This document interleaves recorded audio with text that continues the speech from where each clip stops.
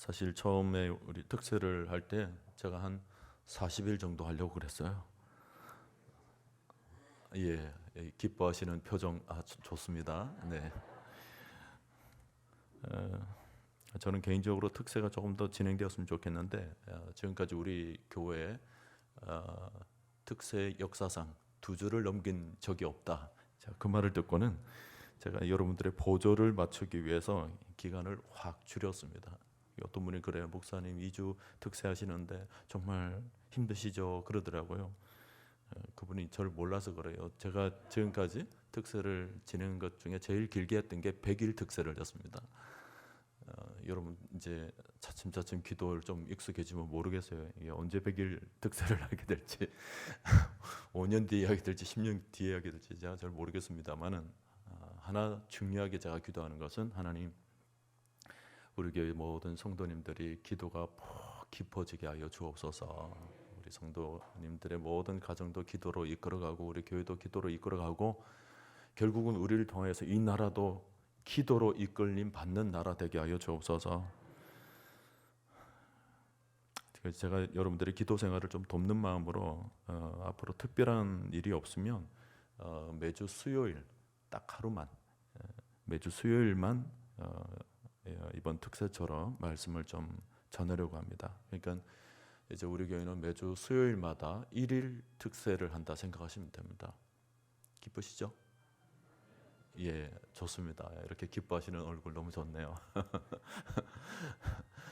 수요일 제가 뭐 특별한 일이 없으면 수요일 그러니까 여러분들이 뭐 물론 매일 새벽기도 나와서 기도를 하셔야 되겠지만 그렇지 못하신 분들은 이제 수요일 하루만이라도 나와서 이렇게 여러분 같이 비전을 품고 기도를 좀 할 수 있기를 바랍니다. 그래서 수요 비전 새벽기도회 줄여서 수비새 수비새 우리가 하나님 말씀을 붙잡고 또 우리 비전을 붙잡고 우리 교회가 앞으로 미래 지금까지 75년을 걸어왔는데 앞으로 750년을 걸어가기 위한 저력을 우리가 또 만들어야 되지 않겠습니까? 그렇죠? 그러기 위해서는 여러분의 기도가 탄탄하게 쌓여져 가야 돼요. 그러니까 함께 저 기도의 불씨를 2주간 하고 꺼트리지 말고 계속해서 기도의 불씨를 좀 이어갈 수 있도록 매주 수요일마다 오셔서 이렇게 기도로 또 승부를 거시고 이렇게 하나님께서 또 놀라운 비전을 우리 10년 가운데 이끌어갈 수 있도록 우리 삶을 온전히 드리는 마음으로 그런 시간들을 함께 만들어갈 수 있기를 바랍니다. 아멘이죠? 우리 그리스도인들에게 있어서 인생이란 길이보다 질입니다. 얼마나 오래 살았는가, 뭐 100세 시대라고 말은 하고 있지만 그런 길이가 인생을 결정하지를 않아요. 생명의 길이는 어차피 하나님께 있는 것이고 그 속에 우리가 어떻게 사는가 질이 중요합니다.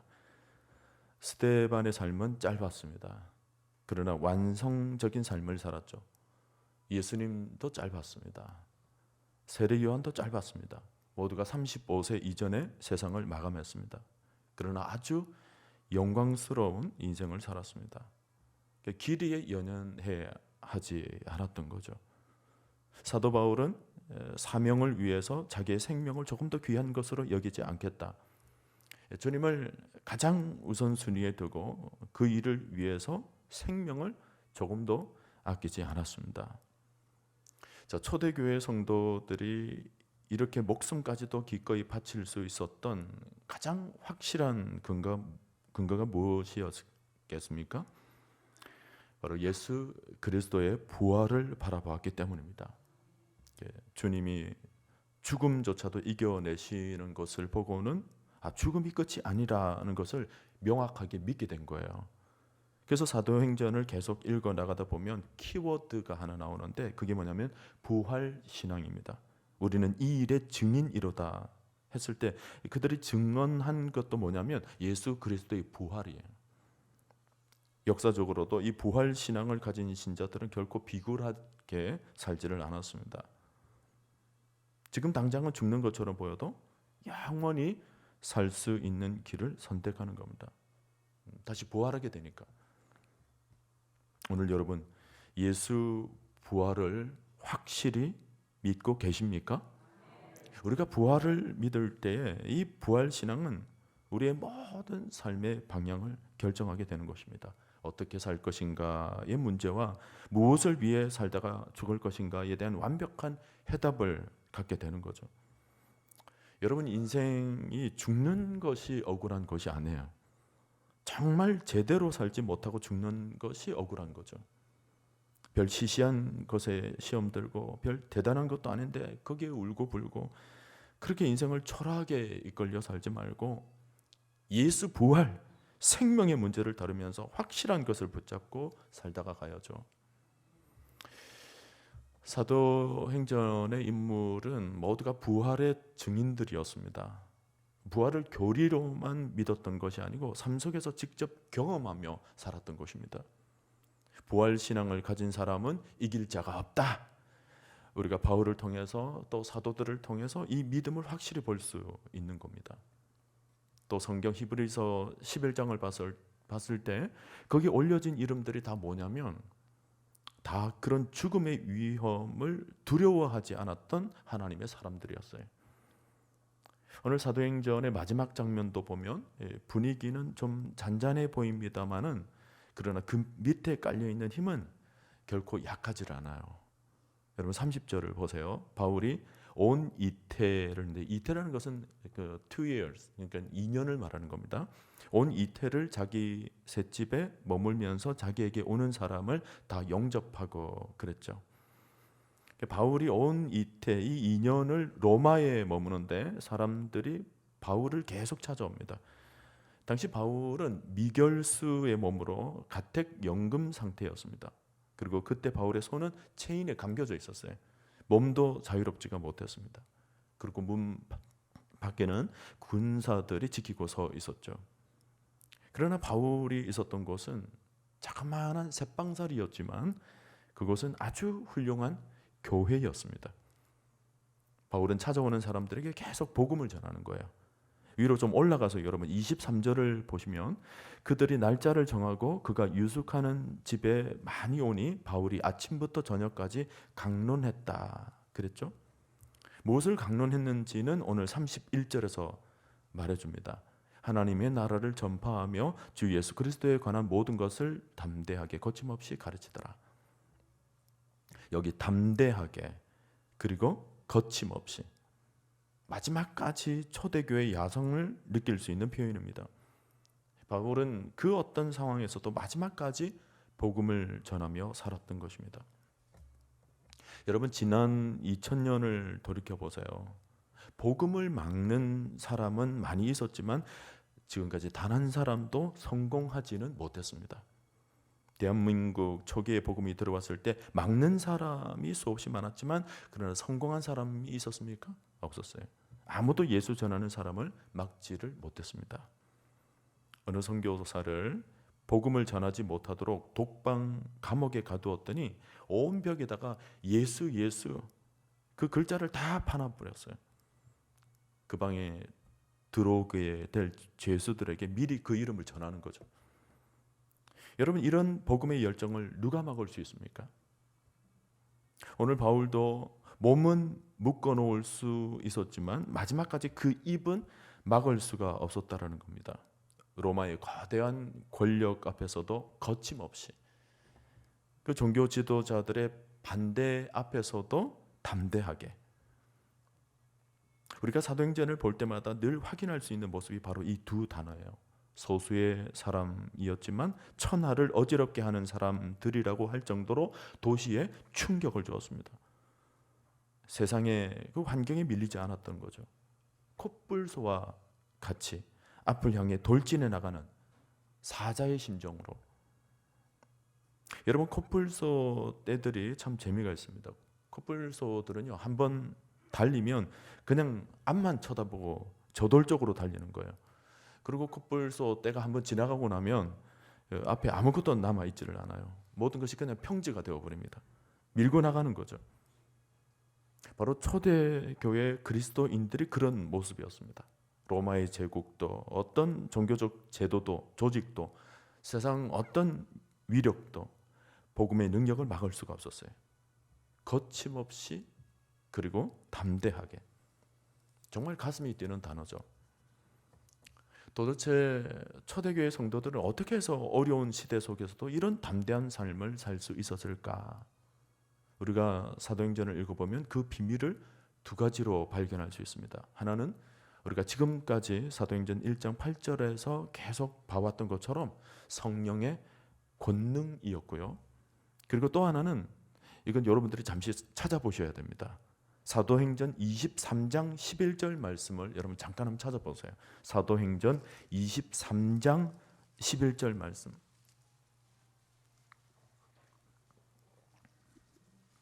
사도행전 23장 11절 말씀 우리 다 같이 한 목소리로 한번 읽어봅니다. 그날 밤에 주께서 바울 곁에 서서 이르시되 담대하라. 내가 예루살렘에서 나의 일을 증언한 것 같이 로마에서도 증언하여야 하리라 하시니라. 여기 담대하라. 이게 담대함을 초대교회 바울과 또 사도들에게 담대함을 주는 그런 멘트가 나오죠. 근데 그 앞에 보세요. 그날 밤에 주께서 바울 곁에 서서 그랬습니다. 여기에 비밀이 있었던 거예요. 주께서 바울 곁에 서서. 여기 서 계신다는 것은 특별한 의미입니다. 주님이 바울 곁에 딱 서 계신 거예요. 이것은 스데반의 순교 장면에서도 나왔던 장면입니다. 순교를 당하고 있는 그때에 주님이 스데반 곁에 서 계셨습니다. 대부분 성경을 보면 주님이 앉아 계신다라는 표현이 많은데 서 계신다라는 거예요. 마태복음 28장 20절을 보면 주님이 마지막 지상 명령을 내리시고 그 다음에 끝에 약속한 것이 하나 있습니다. 내가 세상 끝날까지 너희와 항상 함께 있을 것이다. 지금 바울이 그 말씀을 실제로 경험하고 있는 거예요.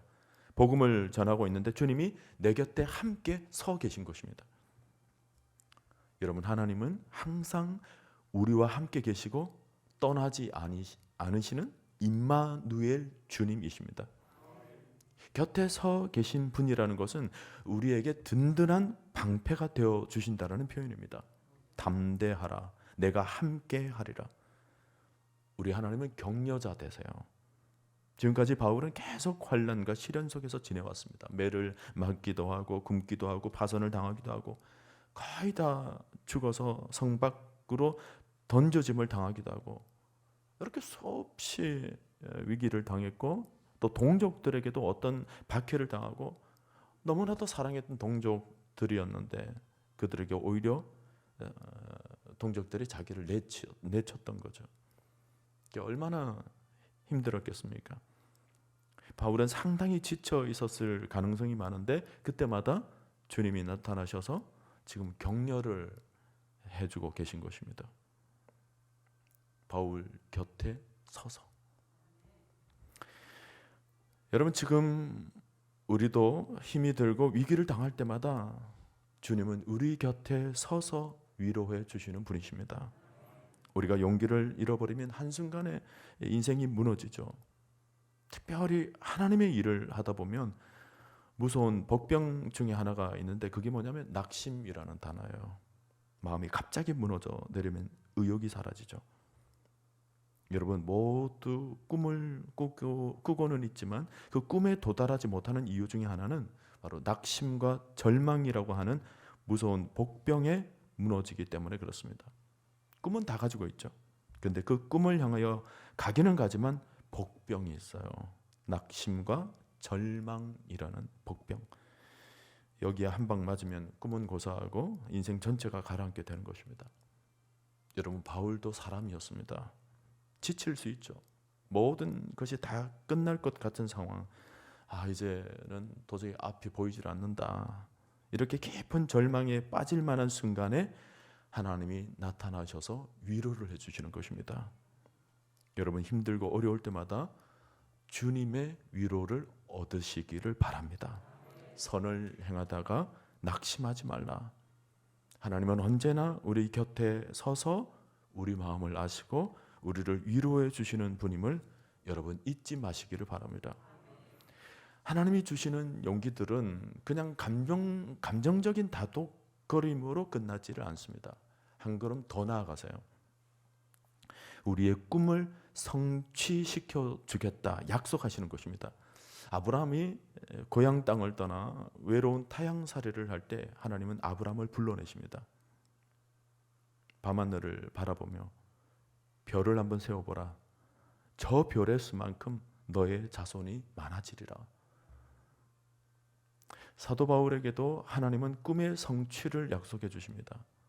조금 전에 찾아봤던 사도행전 23장 11절을 봤을 때 그게 나와 있었죠. 담대하라. 네가 예루살렘에서 나의 일을 증언한 것 같이 로마에서도 증언하여야 하리라. 앞서 사도행전 19장 21절에서도 보면 예루살렘을 거쳐 로마도 보아야 하리라. 하나님께서 바울에게 로마에 대한 꿈을 보여주십니다. 여러분, 하나님께서 왜 하필 로마를 보여주셨을까요? 로마는 당시 세계의 심장부였습니다. 모든 길이 로마로 통한다라는 말이 있듯이 사통팔달 교통의 중심지였습니다. 로마의 복음을 증거하면 로마가 닦아놓은 길들을 통해서 온 세계에 복음을 퍼뜨릴 수 있게 되는 거죠. 사도 바울이 기도 가운데 이 하나님의 비전을 바라보게 된 거예요. 여러분, 믿음의 사람들은 이렇게 비전을 하나님과 공유하며 살아갑니다. 하나님께서 공유시켜 주시는 거죠. 마태복음 28장 19절에서도 그러므로 너희는 가서 모든 민족을 제자로 삼아 아버지와 아들과 성령의 이름으로 세례를 베풀고 내가 너희에게 분부한 모든 것을 가르쳐 지키게 하라. 볼지어다 내가 세상 끝날까지 너희와 항상 함께 있으리라 하시니라. 모든 민족이 all nations. 주님은 유대 나라 바깥을 나가 보신 적이 없으신 분이십니다. 그러나 제자들에게는 모든 민족, 모든 족속들, 또 땅 끝까지를 말씀하세요. 아마 주님이 제자들에게 말씀하셨을 때에는 대한민국도 들어가 있었을 것입니다. 모든 민족에게, 한민족도 포함되어 있는 거죠.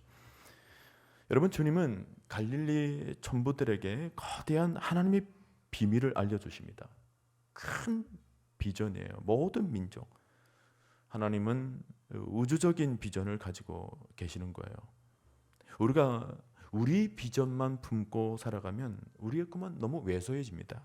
너무 작아요. 요즘 피자 하나, 치킨 하나를 가지고도 세계화를 부르짖는 것을 보면 우리의 스케일은 너무 작을 때가 많습니다. 지금 우리 곁에는 맥도날드가 있죠. 맥도날드. 스타벅스 매장도 있어요. 이게 다 세계적인 브랜드거든요. 그 외에도 해외 브랜드들이 우리 주위에 굉장히 많아요.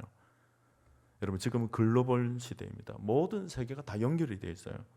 글로벌이라고 하는 단어를 우리가 많이 쓰지만 사실은 세계화의 원조는 우리 주님이십니다. 2000년 전에 벌써 이미 우리 주님은 all nations, 모든 민족, 온 세계 모든 열방, 세계화를 이미 보셨어요.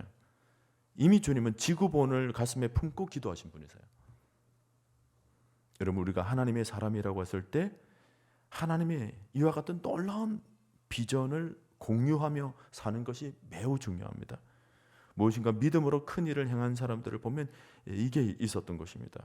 하나님의 비전으로 가슴이 뜨겁게 만들어준 세상이 알 수 없는 열정이 그 사람에게 있는 거죠. 빌립보서 2장 13절 너희 안에서 행하시는 이는 하나님이시니 자기의 기쁘신 뜻을 위하여 너희에게 소원을 두고 행하게 하시나니 그랬거든요. 그러니까 이게 뭐냐면 믿음의 사람들에게는 하나님이 주시는 꿈이 있다라는 것입니다. 하나님이 자기를 기쁘신 뜻을 성취하기 위해서 우리에게 소원을 두어서 그것을 행하게 하신다라는 거예요. 저는 오늘 여러분들도 이런 하나님의 꿈이 여러분의 가슴에 심어지기를 간절히 기도합니다. 오늘 여러분 꿈으로 직장생활 출근하시고 꿈으로 퇴근하시기를 바랍니다. 밤에 잠잘 때도 꿈으로 주무시고 아침에 일어날 때도 꿈으로 일어나고 할렐루야. 새벽기도 나올 때도 늘 꿈을 품고 나오는 거죠. 여러분 침대에서 빨리 못 내려오시는 분은 꿈이 아직 충분히 커지지 않았기 때문에 그래요. 꿈을 꾼 사람은 침대에 누워서 빌빌거리고 있을 겨를이 없어요. 그 꿈 때문에 가슴이 뜨거워서 펄떡펄떡 일어나게 되는 거예요. 꿈 때문에 하나님께서 이루실 그 꿈을 바라보는 거예요. 여러분 안에 꿈이 생긴다는 것은 내 마음이 하나님 마음과 이신 전심이 되었다고 보시면 됩니다. 꿈을 품은 사람은 그때부터 내 마음이 아닌 거예요. 하나님이 그 마음을 이끌어 가시는 거예요. 그리고 그 꿈이 이루어지도록 모든 것을 채워주십니다. 너희는 먼저 그의 나라와 그의 의를 구하라. 그리하면 이 모든 것을 너희에게 더하여 주시리라. 믿습니까, 여러분? 이번 특세를 하면서 하나님이 보여주신 뭔가가 있으신 분들, 하나님의 비전을 잉태하신 것입니다. 말씀이 들어오면서 내 안에 가슴이 뛰고 뭔가 내 심령 가운데 파문이 일어나고 막 가슴이 달구어지는 거죠. 그럴 때 하나님께 물으셔야 돼요. 점점 그 꿈이 구체화되어 갈 수 있도록. 시편 2편 8절에서 주신 말씀이 뭐냐면 내게 구하라. 내가 이방 나라를 네 유업으로 주리니 네 소유가 땅끝까지 이르리로다. 엄청난 비전입니다. 내게 구하라는 거예요. 이방 나라를 내 유업으로 주겠다. 내 소유가 땅끝까지 이르도록 하겠다. 여러분 이게 뭐냐면 복음 전도 선교적 미션이에요. 온 세계 열방을 들었다 놨다 할 수 있는, 우리 그런 말이 있잖아요. 골방에서 열방으로라는 말 있잖아요. 여러분들 골방에서 열방을 품고 기도할 때 열방을 움직이게 만드는 것입니다. All nations, 온 소유가 땅끝까지 이르게 되는 거죠. 하나님께서 주신 기도의 유업, 비전의 유업, 꿈의 유업인 것입니다. 오늘 여러분 이 비전을 품으시기를 바랍니다. 그리고 할 수만 있으면 큰 비전을 품으십시오. 꿈이 너무 작으면 안 되는 거예요. 믿음으로 꿈을 크게 가지는 것입니다. 여러분 신자는 언제 죽느냐 하면 하나님이 우리에게 주신 사명을 다하게 되면 그때 죽는 것입니다.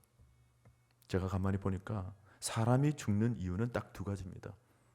사명을 다하거나 아니면 사명이 아예 없거나. 그러니까 우리가 지금 살아있다면 뭐예요? 우리에게는 사명이 있고 그리고 아직 우리에게 주어진 그 사명이 끝나지 않았다라는 것입니다. 아직 이 세상에 존재해야 될 이유가 있는 거죠. 여러분 천국이 좋다고 천국 그러시는 분이 있는데 사실 사는 곳은 천국이 좋죠. 어떤 사람은 뭘 먹으면서 아이고 네 아빠는 이 좋은 것을 못 먹고 그냥 천국에 가버렸다 그러시는데 그건 모르는 소리예요. 천국에는 그것보다 훨씬 좋은 것이 많습니다. 그러니 천국에 들어가는 삶은 좋은 일이에요. 그러나 여러분 천국이 좋아도 우리가 금방 갈 수 있는 것이 아닙니다. 나이가 들어서 가고 싶어도 아직은 못 가세요. 왜냐하면 아직 사명이 있기 때문에 그렇습니다. 내 나이가 90인데 아니요. 90이라도 사명이 있으면 못 가십니다. 100세도 못 가시고 120이 되어도 못 가십니다. 저도 못 보냅니다. 제 눈에 흙이 들어가기 전까지 못 보내십니다. 저보다 먼저 가시면 안 된다는 뜻으로 받아들이셔도 됩니다. 여러분이 가셔야 될 일은, 가게 될 날은 사명을 다하실 때입니다. 여러분 왜 사십니까? 사명 때문에 사십니다. 바울은 사도행전 20장에서 내가 달려갈 길과 주 예수께 받은 사명 곧 하나님의 은혜의 복음을 증언하는 일을 마치려 하면은 나의 생명조차 조금 더 귀한 것으로 여기지 아니하노라. 그랬는데 이 수도 없는 환난과 죽음의 고비에서 바울은 죽지 않아요. 왜입니까?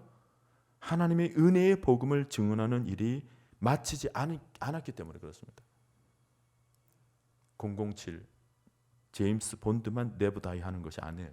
바울도 네버 다이였습니다. 그리고 여러분들도 하나님의 미션을 완수할 때까지 네버 다이, 절대로 죽게 내버려 두시지 않을 거예요. 하나님이. 여러분 바울은 수도 없는 어려움 속에 결국 그의 사명, 그의 꿈이 이루어집니다. 우리가 사도행전 28장에 오기까지 바울의 여정을 보면 하나님이 바울의 소원을 어떻게 이루어 주시는가를 보여주시는데, 사도 바울이 로마로 오기까지의 과정을 여러분이 성경을 통해서 어느 정도 다 아시죠? 정말 기가 막히는 겁니다. 첫째로 바울은 로마로 올 때 공짜로 돈 한 푼 없이 왔습니다. 오늘날도 그렇지만 그 시대에 로마로 간다는 것은 상당한 교통비가 드는 시대였습니다. 전도자로서 텐트 메이커로 살았던 바울에게 쉽지 않은 일이죠. 그런데 바울이 죄인의 몸으로 압송되게 되면서 그냥 공짜로 로마까지 오게 된 거예요. 두 번째는 바울의 목을 노리던 사람들이 많았는데 죄수로 가니까 안전하게 군인들이 옆에서 호위를 해주는 겁니다. 특급 보디가드 대동. 그러니까 바울이 노리던 상대편들이 보면 기가 막힌 일이에요. 손도 못 대게 됐으니까. 세 번째, 로마의 상층부 핵심 인사들에게 자연스럽게 다가가서 복음을 전할 수 있는 기회가 만들어지는 것입니다.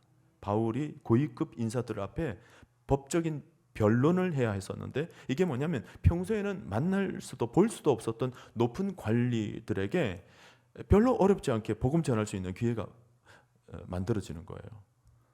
바울이 말씀을 전할 집회 장소, 집회 일정, 머물 숙소 이런 거 나라에서 다 알아서 잡아주는 거예요. 바울은 가서 말씀만 전하면 되는 것입니다. 주최 측에서 알아서 다 해주는 거예요. 최고의 강사 대접입니다. 에베소서 3장 20절 말씀, 능력대로 우리가 구하거나 생각하는 모든 것에 더 넘치도록 능히 하실 이 말씀이 그대로 이루어지는 거죠. 할렐루야. 그러니까 바울이 자기 힘으로 로마로 간 것이 아니라 주님이 그를 이끌고 가는 거예요. 겉으로는 죄인의 몸으로 압승되지만 사실은 인간이 그렇게 이끌고 가는 것이 아니라 하나님께서 그렇게 다 이끌고 가는 거예요. 다양한 방법으로 다양한 사람들을 동원해서 주님이 기가 막힌 방식으로 끌고 가신 거죠. 여러분, 주님 나라를 위해 살기로 결단해 보십시오. 아마 여러분들에게도 신묘막측한 일이 일어나게 될 줄로 저는 믿습니다. 상상하지 못한 방법으로 우리가 구하는 그 이상으로 모든 것에 넘치도록 해 주실 그분께서 그렇게 만들어 가시는 거예요. 바울이 로마로 압송할 때 풍랑을 만난 적이 있습니다. 풍랑 속에서 죽음의 지경까지 이르러서는 사람들은 난리를 피우지만 바울은 담대해요. 여러분 안심하십시오. 선장은 어쩔 줄 몰라서 안절부절하고 있는데 죄인된 몸이었던 바울은 담담한 거예요. 손과 발이 쇠사슬을 묶인 채로 있는데 모든 사람들은 막 엄청나게 이리저리 흔들리고 있는데 바울은 죄수인데 죄수가 오히려 사람들을 막 위로해 주는 거예요. 여러분 담대하세요. 이 배는 절대로 파손되지 않을 겁니다. 막 이렇게 외쳐요. 정말 이런 장면은요 영화로 제작되어야 됩니다. 이게 얼마나 멋있는지 몰라요. 여러분 바울이 그렇게 말할 수 있었던 이유가 뭘까요? 자기 안에 있는 사명이 다하기까지 하나님이 지켜주신다는 확신이 있었어요. 그러니까 내가 지금 여기서 배 파손돼서 내가 죽을 일이 없다라는 거예요. 로마까지 보여주신다는 하나님의 약속이 분명히 있었기 때문에 죽지 않는다라는 거죠. 여러분 우리가 사명으로 살면 이 땅을 살면서도 담대해집니다. 아무리 세상이 멸망되어 간다 하더라도 우리는 세상에 대해서 강력하게 선포할 수 있는 거죠. 이 시대는 망하지 않을 것입니다. 왜요? 내가 아직 내게 주어진 사명이 다하지 않았기 때문에. 내 사명이 다할 때까지는 이 시대는 망하지 않을 겁니다. 다니는 직장에 어려움이 있을 때도요. 여러분들께서 그렇게 선포를 하세요. 걱정하지 마세요, 사장님. 하나님을 믿는 제가 기도하고 있어요. 걱정하지 말고 교회만 나오세요. 저랑 같이 예수 믿고 하나님 나라의 꿈을 키워 나가도록 해요. 그러면 하나님이 다 이루어 주실 것입니다. 이런 담대함 멋있지 않습니까? 다시 사도행전 28장 31절로 넘어가서 사도 바울이 사도행전에서 맨 마지막 사명이 뭐였습니까? 하나님의 나라를 전파하며 주 예수 그리스도에 관한 모든 것을 담대하게 거침없이 가르치더라. 여러분 하나님의 관심, 사도 바울의 관심은 하나님 나라였습니다. 그래서 바울은 입만 열면 그리스도 이 복음을 전하는 거예요. 자기의 형편이 어떠한가 거기엔 관심이 없었어요. 내가 복음 전하다가 이런 신세가 되었다고 한탄하지를 않았습니다. 어떤 자기 자신의 신변 잡기에는 관심이 없었어요. 천신만고 끝에 로마에까지 오게 되었다면 할 말이 얼마나 많겠어요. 그러나 그의 관심은 오직 예수 그리스도와 그의 나라뿐이었습니다. 그렇게 삶은 힘들고 어려웠지만 그 감옥에 붙잡혀 있는 상황 속에서도 굶어도 좋고 못 입어도 좋고 집이 없어도 좋고 매를 맞아도 좋고 나는 오직 이거 하나만 위해서 산다. 그 하나가 있었기 때문에 그야말로 초인적인 삶을 살았던 것입니다. 마태복음 24장 14절 말씀, 이 천국 복음이 모든 민족에게 증언되기 위하여 온 세상에 전파되리니 그제야 끝이 오리라 그랬어요. 여러분, 지금 역사도 어디로 흘러가고 있는 것입니까? 예수 그리스도의 오심을 향하여, 그분의 오심을 향하여 지금 시계는 빠르게 돌아가고 있습니다. 우리가 주목해야 될 것은 바로 이거죠. 직장을 다니든 공부를 하든 사업을 하든 현재 위치에서 내가 해야 하고 붙잡아야 될 일은 하나님 나라와 복음을 위한 삶입니다. 여러분, 지금 우리 안에서도 사도행전을 움직이셨던 성령께서 지금 우리 안에 임재해 계십니다. 바울을 움직여 사용하셨던 그 성령은 오늘 우리 안에서도 살아 역사하고 계시는 것입니다. 여러분, 이거 확실히 믿으세요. 그리고 내 안에 계신 성령은 오늘 우리를 통하여서 사도행전의 역사를 계속 써내려 가기를 원하시죠. 바울만 사용한 것이 아닙니다. 오늘도 우리를 사용하셔서 하나님의 역사를 써내려 가길 원하시는 것입니다. 여러분, 사도행전은 끝나지 않았어요. 오늘 우리가 사도행전의 마지막 장을 보고 있지만 사실은 사도행전은 여기서 끝나는 것이 아니에요. 우리가 사도행전을 보면 주 예수 그리스도의 이름으로 너에게 문안하노니 평안히 잘 있거라 이렇게 끝나지를 않았어요. 이런 인사 하나도 없습니다. 사도행전은 끝나지를 않았어요. 대신 하나님의 나라를 전파하며 주 예수 그리스도에 관한 모든 것을 담대하게 거침없이 가르치더라. 마지막 그 자그마한 색방에서, 자그마한 독방에서 또 여전히 미션이 실현되고 있는 것을 마치 영화의 마지막 장면처럼 이렇게 보여줍니다. 그리고 이제 사도행전의 뒷얘기를 써내려 가야 할 주인공들로 우리 자신을 바라보게 만들죠. 여러분, 혹시 미션이라는 영화를 보셨습니까? 1986년에 제작된 롤랑 조페 감독의 미션. 그 영화를 보면 마지막 장면이 인상 깊죠. 모든 것이 불타 없어지고 남은 모든 것들도 폐허가 되었고 더 이상 마을은 존재하지를 않아요. 그때 마지막 장면에서 한 여자아이가 마지막으로 불타고 남은 성전을 돌아보고 나오면서 물속에서 줄 끊어진 바이올린을 집어듭니다. 그리고는 살아남은 원주민 아이들이 카누를 타고 더 깊은 정글로 들어가는 모습이 나오죠. 그 아이들의 미래는 어떻게 되었을까? 마지막 여운을 남기는데 살짝 영화는 관람객들에게 미래를 살짝 예견할 수 있도록 성경 구절을 비춰줍니다. 요한복음 1장 5절 말씀인데 영화에서는 원문보다는 조금 의역해서 영어로 이렇게 써놓았습니다. The light shine in the darkness, and the darkness has not overcome it. 이렇게 딱 적혀놨어요. 이것을 해석하면 빛은 어둠 속에서도 빛난다. 그리고 지금까지 어둠이 빛을 이긴 적은 단 한 번도 없었다. 이 구절로 영화는 이제 살아남은 자들의 새로운 미션이 시작된다는 암시를 관객들에게 던져주고 영화는 끝이 납니다. 저는 사도행전의 이 마지막 장면이 이 영화와 오버랩돼요. 사도행전의 마지막 장면은 조용히 끝나는 것처럼 보이지만 실은 그 잠잠함 속에 우리들에게 아주 깊은 여운의 메시지를 들려줍니다.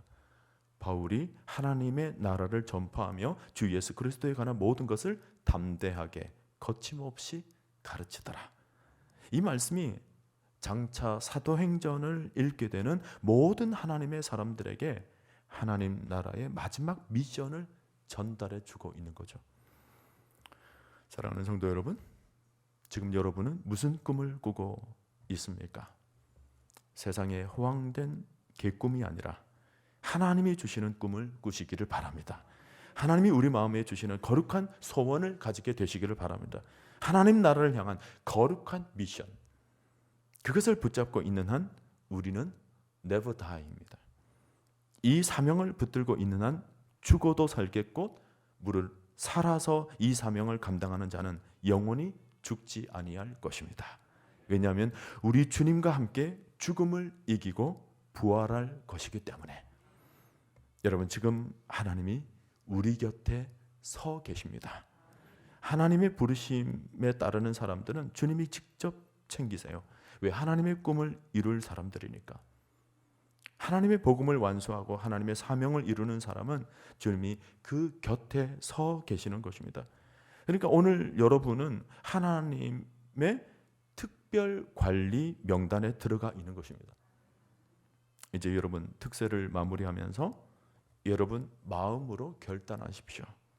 주님을 위해 여러분이 살고 거룩한 소원을 지니고 나아가면 주님이 항상 내 곁에 계실 것입니다. 하나님, 이제 내가 주의 나라와 주의 의를 위하여 살아가게 하여 주시옵소서. 이 시대 속에서 세상을 향해서 담대하고 거침없이 전진하게 하여 주시옵소서. 그래서 내 작은 삶을 통하여서도 온 나라와 온 열방을 구원하는 역사가 있게 하여 주시옵소서.